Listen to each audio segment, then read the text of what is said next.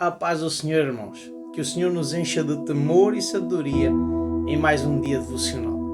Hoje estaremos a falar sobre o nascimento do homem em corrupção moral. Fique connosco nestes próximos minutos.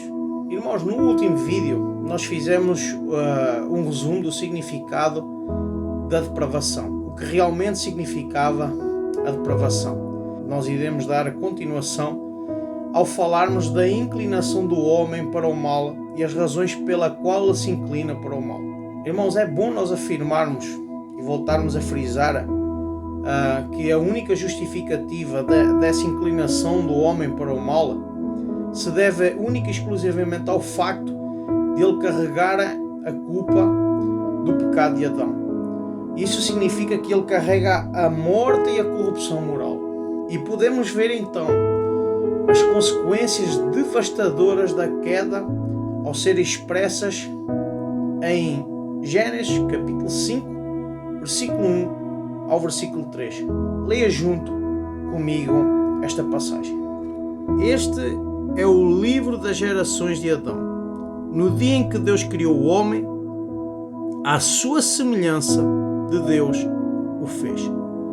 Homem e mulher os criou, e os abençoou e chamou o seu nome Adão, o dia em que foram criados. E Adão viveu 130 anos e gerou um filho à sua semelhança, conforme a sua imagem, e pôs-lhe o nome de Sete. Irmãos, de acordo com aquilo que Gênesis capítulo 5, versículo 1 nos diz, nós vemos que Adão foi feito à imagem e semelhança de Deus. Isso é uma verdade. Mas lendo Gênesis capítulo 5, versículo 3, nós vemos que os descendentes de Adão foram gerados à sua própria semelhança e conforme a sua imagem. E isso é algo extraordinário que a Bíblia ela nos revela. Nós vemos claramente a grande consequência da queda a ser expressa aqui nesta narrativa da sua genealogia. Adão é feito à imagem e semelhança de Deus. Porém, a Bíblia afirma que os seus descendentes, os descendentes de Adão, foram gerados à imagem caída e depravada de Adão. Como a Bíblia ela é preciosa nos seus detalhes. Eu queria que você reparasse que a imagem aqui expressa, imagem e semelhança aqui expressa, em Gênesis capítulo 5, versículo 3, ela não significa um traço físico ou um aspecto deformado, mas sim claramente revela que é o facto de haver aqui uma deformidade espiritual e que é agora transferida para os seus descendentes, os descendentes de Adão. Ou seja, houve aqui uma deformidade e essa imagem e semelhança é a deformidade espiritual devido à queda. Isso foi o resultado, nós vemos que isso foi o resultado do julgamento de Deus. Nós podemos alicerçar e nos alicerçarmos o que acabamos de ver a ser bem expresso no Salmo 51, no versículo 5, quando Davi diz que nasceu em iniquidade e a sua mãe o concebeu em pecado. Isso não significa, como muitos afirmam, que ele queria dizer que houve nas relações dos seus pais, nas relações sexuais dos seus pais, pecado, e que ao posterior resultou do seu nascimento. Pois nós vemos, à luz da palavra de Deus, que isso era uma ordenança divina, e ela está expressa em Gênesis no capítulo 1, versículo 28. E a ordem era gerar filhos. A própria palavra diz: sede fecundos, enchei a terra, multiplicai-vos. Era uma ordem dada por Deus. O que Davi realmente quer dizer, e o que realmente ele estava a dizer, é que a corrupção moral do homem e a inclinação que o homem tem para o mal não é meramente algo que se aprende, mas que faz parte da sua própria natureza. Veja comigo o que nos diz a palavra de Deus no Salmo 58, no versículo 3. Alienam-se os ímpios desde a madre. Veja o que a palavra diz. Alienam-se os ímpios desde a madre. Andam errados desde que nasceram, falando mentiras.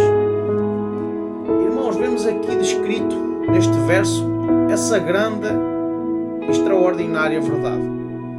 que se chama nada mais, nada menos do que o homem nascer em corrupção moral. Eu queria que nós pudéssemos ler outro versículo que apoia este argumento, que está em Gênesis, no capítulo 8, versículo 21. Veja comigo o que está escrito na palavra. E o Senhor sentiu o suave cheiro, e o Senhor disse em seu coração: não tornarei mais a amaldiçoar a terra por causa do homem, porque a imaginação do coração do homem é má desde a sua meninice. Nem tornarei mais a ferir todo o vivente como fiz. Irmãos, a palavra meninice, ou em outras traduções, mocidade, aqui presente neste texto, refere-se ao início da vida ou à infância. E é necessário nós percebermos que não existe uma necessidade de ensinar a uma criança a ser egoísta ou egocêntrica ou até mesmo a mentir ou manipular. E nós vemos isso com os nossos próprios olhos acontecer diariamente. Nós vemos isso acontecer diariamente a olhos nus. Nós vemos as ações que crianças muito pequenas, desde a sua nascença, a partir do momento em que começam a ter um pouco de consciência, as ações que elas têm, e tais ações elas não surgem porque alguém lhe ensinou a fazer isso.